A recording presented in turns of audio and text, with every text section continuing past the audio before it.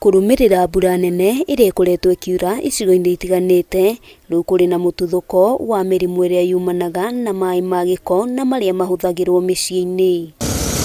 Ũũ nĩ kũringana na Minista wa ũgima wa mwĩrĩ Susan NAKHUMICHA ũrĩa ũhithũrĩtie gũkinyĩria rĩu andũ 56 nĩmekĩrĩtwo mũkonde gũkorwo na mũrimũ wa kũharwo gatema.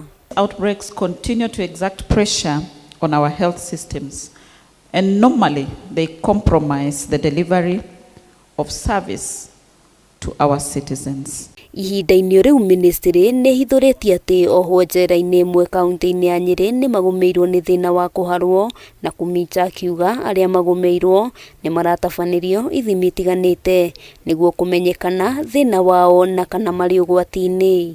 Reflects on how prepared we are as a country.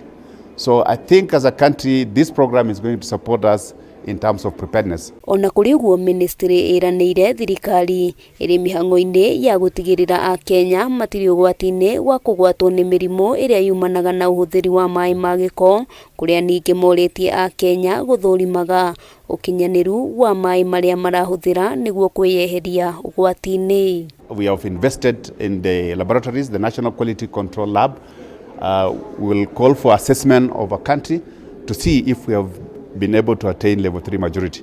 Minista arĩtie hĩndĩ ya kũrugũria mũbango wa gũthaitĩra motungata ma hi na hi mĩhang'o ĩrĩa ĩtwarithĩirio na mbere kaunti-inĩ ya Nairobi. Deliberations will amplify the rallying call for the new public health order so that we build resilient, robust health systems while ensuring equitable, affordable and accessible health services delivery to all citizens. Handũ-inĩ ha Kameme TV, rĩtwa rĩakwa nĩ Wambui wa Njũgũna.